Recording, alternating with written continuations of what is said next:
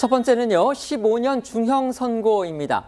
부산에서 흉기로 이재명 전 민주당 대표를 테러한 혐의로 재판에 넘겨졌던 김모 씨가 1심에서 중형을 선고받았습니다. 네, 부산지법은 오늘 오전 이 살인 미수 및 공직선거법 위반, 여기서 이제 폭력으로 선거의 자유를 침해했다라고 해서 이런 혐의로 기소가 된 김 씨에게 징역 15년을 선고하고 보호관찰 5년을 명령을 했습니다. 재판부는 이번 범행은 단순히 피해자 개인에 대한 생명권을 박탈하는 시도에 그치는 것이 아니라 국회의원 선거를 앞두고 선거의 자유를 방해한 것으로 우리의 자유민주적 기본 질서에 대한 사회적 합의 그리고 신뢰를 파기하는 행위다라고 말했습니다.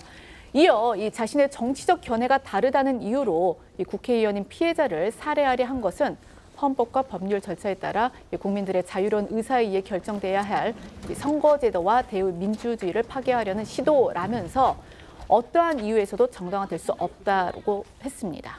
다들 기억하시다시피 김 씨는 지난 1월이죠. 부산 강서구의 가덕도를 방문한 당시 이재명 대표에게 지지자인 것처럼 접근해서 흉기로 목 부위를 찔러 살해하려고 한 혐의로 재판에 넘겨졌었습니다.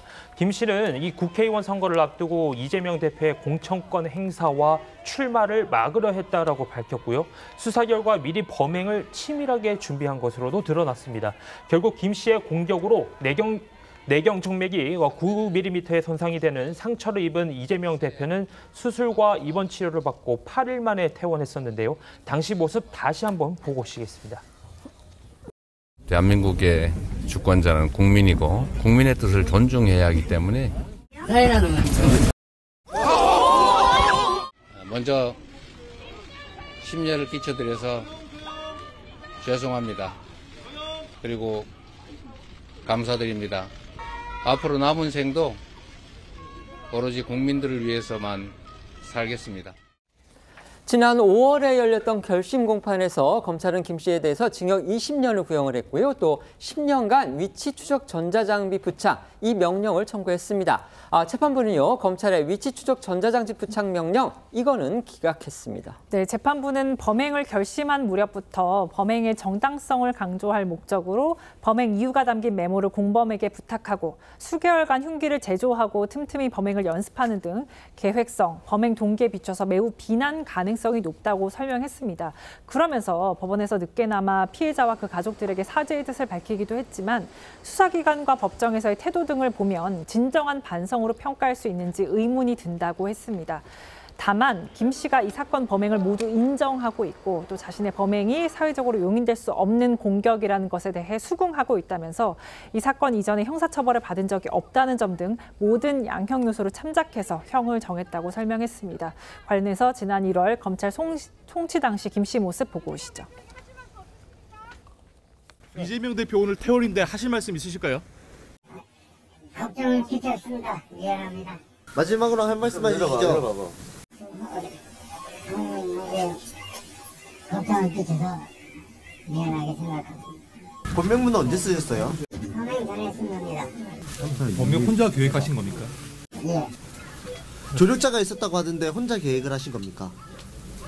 이걸 누구하고 계획을 같이 하겠습니까? 제가 부장님을 전달해달라고 부탁했던 겁니다. 이번 사건으로 함께 기소됐던 인물이 있습니다. 그러니까 김 씨의 범행을 도왔다 그런 혐의를 받은 70대 지인이었는데요. 징역 1년 6개월에 집행유예 3년을 선고받았습니다. 네, 이 김 씨의 범행을 도와서 살인미수 방조와 공직선거법 위반 방조 혐의로 기소된 지인 A 씨는요. 징역 1년 6개월에 집행유예 3년을 선고받았습니다. A 씨는 지난해 5월에서 12월 사이 이 김 씨로부터 전달받은 남기는 말이라는 메모를 언론 매체 등에 전달해 달라는 그런 부탁을 받고 범행 당일 메모가 담긴 우편본투 2부를 이 김 씨의 가족 등에게 보낸 혐의로 기소가 됐는데요.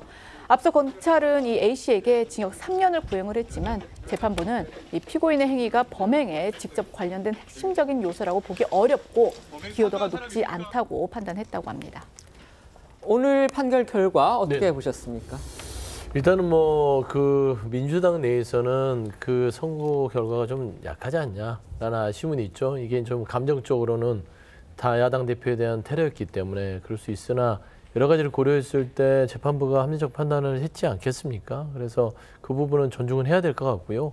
다만 이제 이런 부분들이 꼭 야당 대표에 대한 피습이라고 해서 민주당이 흥분하는 게 아니라 이게 그 정치, 여야 모든 정치인들에 대해서 이런 테러들이 곳곳에서 도사리고 있다면 이 대한민국 민주주의 부분을 위협하는 부분이 되기 때문에 이런 부분들에 있어서는 조금 더 가중화해서 다시는 이런 일이 발생하지 않도록 하는 그런 선고들이 더 판단이 있었으면 좋지 않을까라는 좀 생각을 하게 됩니다. 네, 검찰이 아마 이 형량에 이제 불만을 품고서 아니면은 그 형량이 부족하다고 보고서 아마 이제 항소를 할 그런 가능성도 있기 때문에 지금 서편님께서 지적하신 부분 2심에서 또 어떻게 나올지 저희가 지켜보도록 하겠습니다.